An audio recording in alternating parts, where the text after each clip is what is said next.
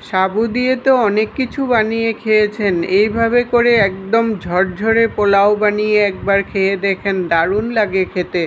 নমস্কার বন্ধুরা, সীমাস স্মল কিচেনে আপনাদের সবাইকে স্বাগত জানাচ্ছি। আজ আমি সম্পূর্ণ নিরামিষ পদ্ধতিতে পোলাওয়ের একটা রেসিপি নিয়ে আসছি। যারা সাবু খায় না তারাও কিন্তু এইভাবে করে বানিয়ে দিলে একদম চেটেপুটে খেয়ে নেবে। আসুন তাহলে আমার রেসিপিটা দেখে নিই। আমি এখানে এক বাটি সাবু নিয়েছি। এই রেসিপিটা বানাতে হলে এই বড় সাবু দিয়ে বানাতে হবে, ছোট সাবু দিয়ে বানালে ভালো হবে না। সাবুগুলোকে এখন বড় একটা বাটির মধ্যে নিয়ে জল দিয়ে ধুয়ে নেব। এই সাবুটা কিন্তু 2-3 বার জল পাল্টিয়ে ধুতে হবে, যতক্ষণ না একটু সাদা জলটা বেরিয়ে যায় ওইভাবে করে জলটা ফেলে ফেলে ধুতে হবে। সাবুর এই সাদা জলটা ভালো করে ফেলে দিলে সাবুটার আঠা আঠা ভাবটা কম হবে। এখন সামান্য পরিমাণে জল দিয়ে যাতে সাবুগুলো জাস্ট ডুবে যায় ওইভাবে করে জল দিতে হবে। দিয়ে আমি 5 ঘন্টা মতো ভিজিয়ে রেখে দেব।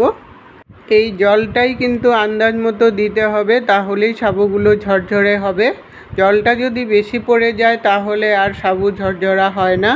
এখন 5 ঘন্টা মতো আমি রেখে দেব। 5 ঘন্টা পর রেসিপিটা বানানোর জন্য চলে আসলাম। দেখুন সাবুগুলো কি সুন্দর ভিজে গেছে, একদম ঝরঝরে হয়ে গেছে। এরকম ঝরঝরে হলে রেসিপিটা খেতেও খুব ভালো হয়। একটার গায়ে আরেকটা কিন্তু একদম লাগছে না, একদম ঝরঝরে হয়ে গেছে। এখন কড়াই বসিয়ে 2 চামচ রিফাইন্ড অয়েল দিয়ে দিলাম। তেলটা ভালো করে গরম করে নিয়ে তারপর এখানে অল্প বাদাম দিয়ে দিলাম। বাদামগুলো প্রথমে আমি ভেজে নেব। এই বাদামটা কিন্তু ভালো করে ভাজতে হবে যাতে ক্রিস্পি হয়, ওইভাবে করে একদম মিডিয়াম আঁচে রেখে 5 থেকে 7 মিনিটের মতো লাগবে বাদামগুলো ভাজতে। বাদামগুলো যদি একটু ক্রিস্পি হয় তাহলে রেসিপিটা খেতে কিন্তু খুব ভালো লাগে। বাদামগুলো একটু লাল লাল হয়ে গেছে, ভাজাও হয়ে গেছে, নামিয়ে নিলাম। ওই তেলের মধ্যে অল্প ফুলকপি ছোট ছোট করে কেটে নিয়েছি, ফুলকপিটা দিয়ে দিলাম। ফুলকপিটা আগে একটু ভেজে নিলে রেসিপিটা খেতে কিন্তু খুব ভালো হয়। তেলের মধ্যে মিশিয়ে নিয়ে 3 থেকে 4 মিনিটের মতো ফুলকপিটা একটু ঢাকা দিয়ে দেব, তাহলে সিদ্ধও হয়ে যাবে। সব সবজির সাথে ফুলকপি দিলে ফুলকপিটা ভাজাও হয় না, তখন খেতেও ভালো লাগে না। একটু হালকা লাল লাল করে যদি ফুলকপিগুলো আগের থেকে ভেজে উঠান তাহলে খেতে কিন্তু খুব ভালো হয়। আমি প্রায় 3 থেকে 4 মিনিটের মতো ফুলকপিগুলো ভেজে নিলাম। একটু হালকা ব্রাউন কালার চলে আসছে, আমি এখন নামিয়ে নিলাম। ওই তেলের মধ্যে 2 চামচ ঘি দিয়ে দিলাম। যেহেতু পোলাও বানাচ্ছি তার জন্যই ঘিটা দিলাম। আপনারা ইচ্ছা করলে ঘি না দিয়েও বানাতে পারেন, রিফাইন তেল দিয়েও বানাতে পারেন। আর পোলাওয়ে একটু ঘি দিলে খেতেও কিন্তু খুব ভালো লাগে।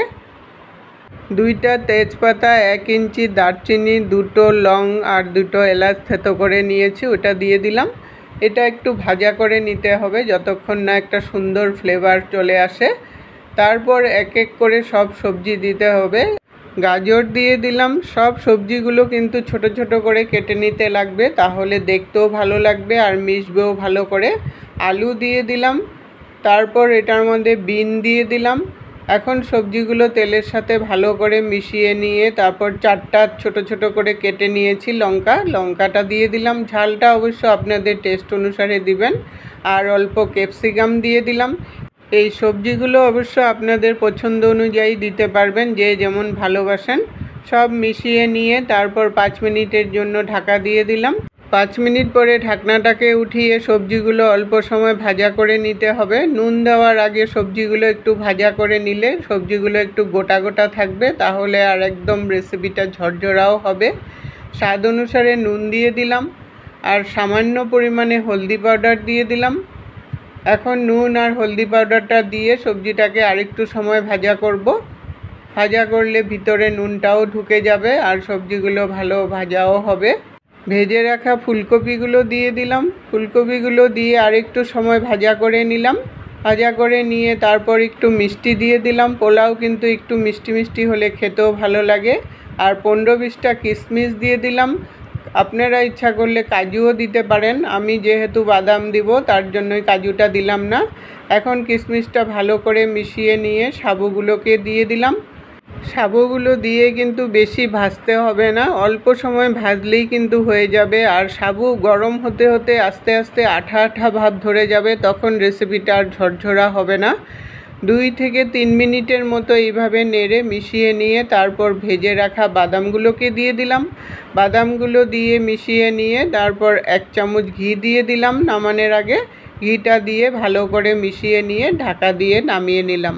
সাবু এমনিতেও হেলদি জিনিস, সবজি দিয়ে আরেকটু হেলদি বানিয়ে নিলাম। এটা সকালের ব্রেকফাস্টে কিংবা বিকালে টিফিনেও আপনারা খেতে পারবেন। আজকের টিপস, জাল দেওয়া সাবুর থেকে কাঁচা সাবু খাবেন, কাঁচা সাবুতে ফ্যাট কম থাকে।